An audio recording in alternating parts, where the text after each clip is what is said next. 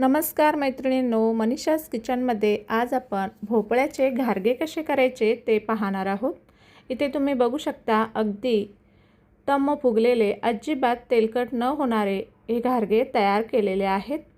अगदी मऊसूत, अगदी तोंडात टाकताच विरघळणारे घारगे हे तयार केलेले आहेत। रेसिपी अगदी साध्या सोप्या पद्धतीमध्ये सांगितलेली आहे। व्हिडिओ संपूर्ण पहा आणि जर व्हिडिओ आवडला तर व्हिडिओला लाईक करा आणि तुम्ही अजून मनीषाज किचनला सबस्क्राइब केलं नसेल तर जरूर सबस्क्राइब करा। चला तर मग वेळ न घालवता रेसिपीला सुरुवात करूया। इथे मी घारगे बनवण्यासाठी अर्धा किलो भोपळा स्वच्छ धुवून त्याच्या पाठचे साल काढून असे बारीक अशा त्याच्या फोडी करून घेतलेले आहेत। हा भोपळा थोडासा पिवळसर दिसतो आहे कारण हा भोपळा गावाकडील नाही आहे, शहरातील आहे, त्यामुळे थोडासा हा भोपळा कच्चाच आहे, पूर्ण पिकलेला नाही। आता हा भोपळा आपल्याला कुकरमध्ये घालायचा आहे। अर्धा किलो भोपळा घेतलेला होता, त्यासाठी मी इथे यासाठी पाव किलो गूळ घातलेला आहे।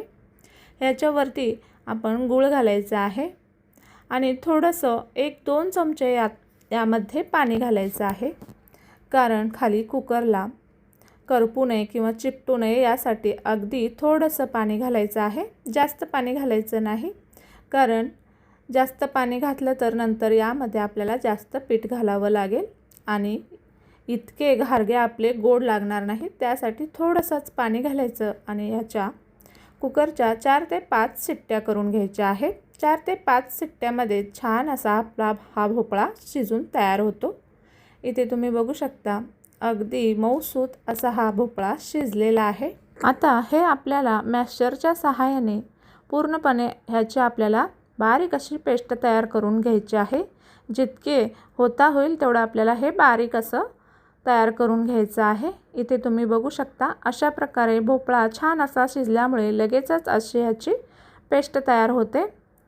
गूळ पूर्णपणे विरघळलेला आहे, त्यामुळे अगदी 2 मिनिटातच हे पूर्णपणे असं बारीक झालेलं आहे।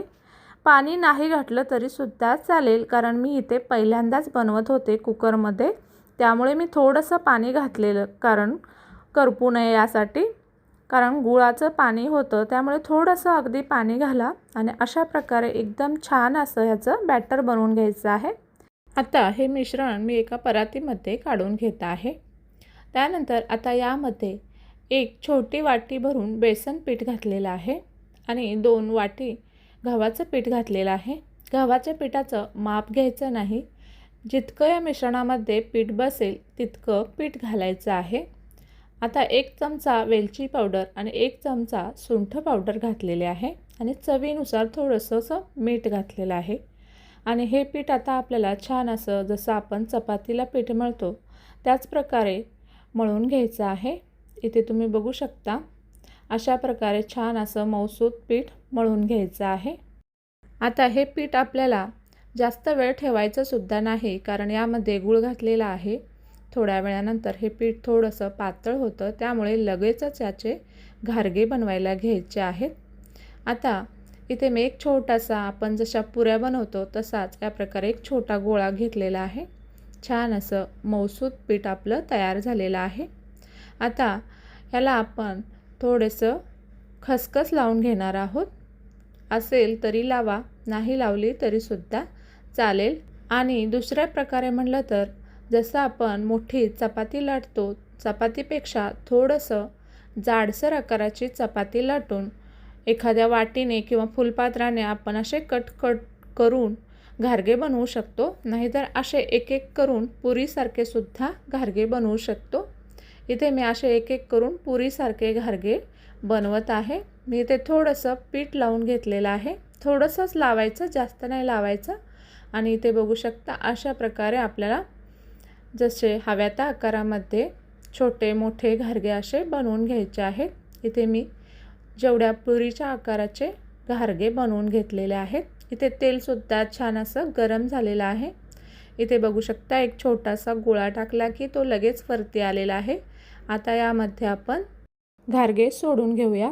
इथे तुम्ही बघू शकता अगदी तेलात टाकताच पटकन असे घारगे वरती आलेले आहेत आणि टम्म फुगलेले देखील आहेत। हे बघा, इतके मस्त असे आपले घारगे फुगून टम्म असे झालेले आहेत। अलटी पलटी करत गोल्डन रंगावरती आपल्याला हे तळून घ्यायचे आहेत। जितके बसतील तितके घालून अशा प्रकारे आपल्याला हे तळून घ्यायचे आहेत। तर मग मैत्रिणींनो, तुम्हाला ही रेसिपी कशी वाटली मला कमेंट करून नक्की सांगा आणि ही रेसिपी एकदा नक्की तुम्ही ट्राय करून बघा आणि कशी झाली ते कमेंट करून सांगायला विसरू नका। हे बघा, अशा प्रकारे इथे मी सर्व घारगे बनवून घेतलेले आहेत आणि सर्व घारगे इतके छान तयार झालेले आहेत। तुम्ही बघू शकता अगदी टम्म फुगलेले आहेत आणि मऊसूत सुद्धा झालेले आहेत। अर्धा किलो भोपळ्यामध्ये इतके भरपूर असे घारगे हे झालेले आहेत।